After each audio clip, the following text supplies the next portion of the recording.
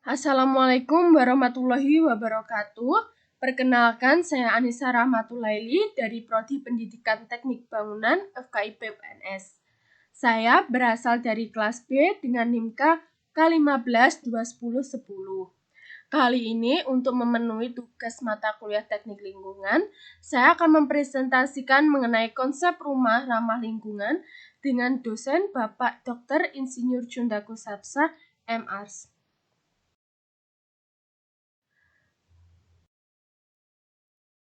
Materi yang akan saya sampaikan yakni pertama pengertian, kemudian ada kriteria dari rumah ramah lingkungan, kemudian ada konsep desain, lalu juga ada material yang digunakan dalam membangun rumah tinggal ramah lingkungan. Yang pertama terdapat pengertian dari rumah tinggal. Nah, rumah tinggal itu apa? Rumah tinggal merupakan kebutuhan primer bagi manusia untuk bernaung dari cuaca di luar dan memberikan kenyamanan bagi penghuni. Rumah sendiri juga menyatukan keluarga, meningkatkan tumbuh kembang manusia dan menjadi bagian dari gaya hidup. Kenyamanan yang diberikan yakni berupa kenyamanan psikis atau berkaitan dengan kepercayaan dari penghuni. Kemudian juga ada kenyamanan fisik yang berkaitan pada kuantitas dari besar ruangan tersebut. Lalu ada pengertian dari lingkungan. Lingkungan sendiri merupakan tempat yang mencangkup semua elemen, baik hidup maupun mati, di persekitaran manusia. Nah, di mana ada kehidupan, disitulah lingkungan akan terpengaruh. Dari lingkungan sendiri, elemen yang terkandung yakni ada abiotik berisikan benda mati, kemudian ada biotik yang berisikan benda hidup, dan kultur yang memuat sosial budaya pada persekitaran kehidupan manusia itu sendiri. Untuk kriteria bangunan ramah lingkungan sendiri yaitu menurut Peraturan Menteri Negara Lingkungan Hidup tahun 2010 menggunakan material bangunan yang ramah lingkungan, terdapat sarana dan prasarana untuk konservasi sumber daya air dalam bangunan gedung, terdapat fasilitas sarana dan prasarana konservasi dan diversifikasi energi, kemudian menggunakan bahan yang bukan bahan perusak ozon dalam bangunan gedung. Lalu juga terdapat fasilitas sarana dan prasarana pengelolaan air limbah domestik pada bangunan gedung, kemudian terdapat fasilitas pemilahan sampah, lalu juga memperhatikan aspek kesehatan bagi penghuni bangunan tersebut, seperti pengelolaan sistem sirkulasi udara bersih, pemaksimalan pantulan sinar matahari, kemudian juga terdapat fasilitas sarana dan prasarana pengelolaan tapak berkelanjutan, lalu juga ada fasilitas sarana dan prasarana untuk mengantisipasi bencana alam. Kemudian, yaitu menggunakan material bangunan yang tahan terhadap iklim atau cuaca ekstrim seperti hujan dan suhu yang tinggi. Nah, permasalahan yang akan kita bahas yakni yang pertama sangat berkaitan erat dengan limbah rumah tangga yang banyak memberikan kontribusi dalam kerusakan lingkungan. Dan juga semakin banyaknya rumah tinggal yang dibangun, seharusnya pengelolaan desain rumah disesuaikan dengan dampaknya terhadap lingkungan itu sendiri. Kemudian juga kurangnya lahan yang memadai untuk membuat area terbuka hijau dalam hunian itu sendiri. Lalu juga harga dari material bahan alam yang cenderung mahal memberikan permasalahan dalam pembangunan rumah ramah lingkungan. Dari hal tersebut, hal pertama yang akan dibahas yaitu mengenai konsep perencanaan rumah tinggal ramah lingkungan. Yang pertama yaitu pemilihan lahan, lalu juga ada perencanaan denah rumah atau tata letak ruangan, kemudian manfaat green roof dan green wall, kemudian juga ada perencanaan sistem sanitasi dan efisiensi penghematan energi. Yang pertama yakni ada pemilihan lahan. Setiap kawasan memiliki peraturan untuk mendirikan bangunan seperti koefisien dasar bangunan, koefisien lantai bangunan, dan garis sempadan jalan. Yang pertama, koefisien dasar bangunan maksimalnya yaitu 70%, dengan artian 100% dari lahan yang akan dibangun merupakan luas lantai dasar dan 30%-nya digunakan sebagai area ruang terbuka hijau atau taman. Kemudian ada garis sempadan bangunan, yaitu batas dinding terdepan rumah pada sebuah lahan. Lalu juga ada garis sempadan jalan, yaitu batas terdepan pagar atau pekarangan rumah yang diizinkan dari jalan raya. Lalu ada pengertian yang kedua yaitu konsep denah rumah. Denah merupakan potongan tanpa atas bangunan yang dipotong sejauh kurang lebih 1 meter dari muka lantai. Perencanaan denah harus sesuai agar penghuni dapat membaca model yang akan dibangun.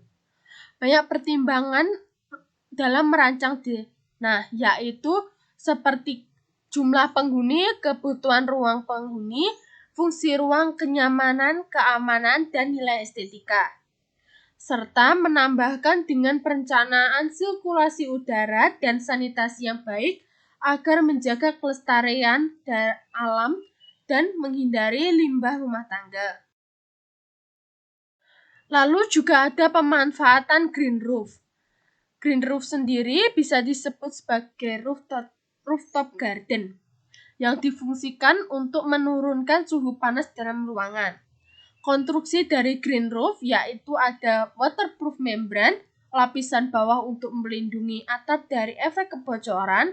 Kemudian ada drain mat, yaitu lapisan sebagai tempat ruang bergeraknya air. Lalu ada filter cloth, yaitu lapisan untuk memisahkan drain mat dengan media pertumbuhan. Kemudian ada growing medium, yaitu lapisan tempat pertumbuhan tanaman, seperti yang dapat kita lihat pada gambar di samping ini ya. Lalu juga ada pemanfaatan green wall. Green wall sendiri difungsikan sebagai penghambat radiasi panas matahari dan menyerap polutan sekaligus penghasil oksigen. Green wall juga dapat menyejukkan lingkungan secara visual. Dalam penelitian dikatakan bahwa green wall dapat menyejukkan ruangan dan menurunkan suhu matahari yang terserap dalam ruangan tersebut. Dengan perbandingan, suhu ruangan akan terjaga 85% lebih lama dari dinding yang tidak ditumbuhi tanaman. Kemudian ada perencanaan sistem sanitasi. Yang pertama ada perencanaan air bersih, yakni sebaiknya penggunaan air tanah dikurangi untuk menghindari erosi tanah. Lalu juga penggunaan bak penampungan air akan lebih efisien untuk penghematan energi listrik. Kemudian desain ruangan yang menggunakan air seperti dapur, kamar mandi, mesin ruang cuci sebaiknya dibuat berdekatan untuk menghemat aliran air. Lalu juga pemanfaatan dari air hujan. Yang pertama, pembuatan biopori sebagai tempat untuk peresapan air hujan. Kemudian air hujan sendiri dapat ditampung untuk persediaan di musim kemarau atau menyiram tanaman. Lalu juga sanitasi dalam air tinja.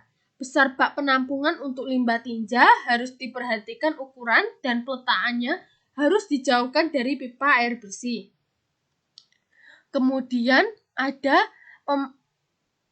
sanitasi air kotor. Dalam hari ini, air kotor non-toilet sebaiknya difiltrasi sebelum dialirkan ke saluran pembuangan utama atau selokan. Hasil filtrasi juga bisa ditampung terlebih dahulu dan diserap oleh tanah secara alami. Kemudian ada efisiensi penggunaan energi. Yang pertama yaitu pemanfaatan pencahayaan. Penggunaan jendela yang besar dan menyerap banyak cahaya Kemudian ada peletakan jendela di arah timur atau selatan, memberikan banyak cahaya namun tidak akan menyerap panas. Seperti yang kita ketahui, negara tropis pada saat musim kemarau, peredaran matahari cenderung condong ke arah utara, sehingga peletakannya jika diletakkan di arah utara, maka saat musim kemarau cenderung akan menyerap banyak panas yang masuk. Selain itu, penggunaan cat terang dalam ruangan bisa memantulkan cahaya. Lalu, ada efisiensi untuk menjaga suhu ruangan, yakni dengan membuat ventilasi atau lubang udara yang banyak. Kemudian membuat tinggi ruang atau dinding yang tinggi sehingga suhu udara yang sejuk akan tetap terjaga. Kemudian juga bisa membuat dinding di sebelah barat lebih tebal. Dapat diketahui juga bahwa intensitas panas pada saat siang hari cenderung lebih tinggi daripada pagi hari. Lalu juga ada material bangunan ramah lingkungan. Seperti pemilihan rangka atap, lebih baiknya menggunakan rangka atap baja untuk mengurangi penggunaan kayu. Lalu ada bahan dinding yang sebaiknya memilih bata ringan karena lebih lama dalam menyerap panas.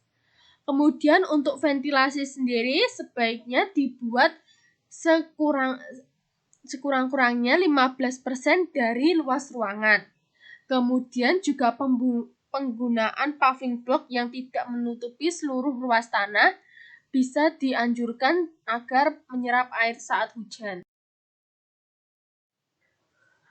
Perbandingan dari rangka atap sendiri yaitu untuk kayu, harga beli dan pemasangan kayu kelas 2 mencapai 200 meter persegi, sedangkan untuk baja ringan cenderung lebih murah yakni 160.000 per meter perseginya. Untuk kualitas kayu, bila ingin kualitas tinggi, maka biaya yang dikeluarkan maka lebih tinggi. Untuk baja ringan sendiri, banyak yang sudah tersertifikasi garansi minimal tahan karat 25 tahun atau disarankan berbahan galvalume. Kemudian untuk perlakuan, bila menggunakan rangka atap kayu, bentang atap tidak bisa terlalu besar, dan untuk baja ringan, bentang atap yang digunakan bisa lebih panjang atau lebih lebar. Dari limbah sendiri, untuk rangka atap kayu hanya biasa dijadikan sebagai bahan bakar. Namun untuk rangka atap baja, yakni dapat didaur ulang kembali. Kemudian dari material dinding. Untuk bata ringan, harga beli dan pemasangannya yaitu 250 meter persegi. Berkisar harga segitu. Dan untuk bata merah, harga beli dan pemasangan dengan spesi 1:5 berkisar 100.000 meter persegi. Bata merah cenderung lebih murah, namun bentuknya yang kecil memberikan jumlah yang lebih banyak untuk per meter perseginya. Dari kualitas sendiri, bata ringan dapat menyerap panas lebih lama, kedap suara dan kuat tekan tinggi, dan juga beban struktur yang ringan. Sedangkan untuk bata merah lebih cepat menyerap panas dan ketahanannya tipis, serta media tumbuh lumut dengan mudah. Untuk perlakuan sendiri, bila bata ringan, pemasangannya lebih cepat karena bentuknya lebih besar, namun memerlukan agregat khusus.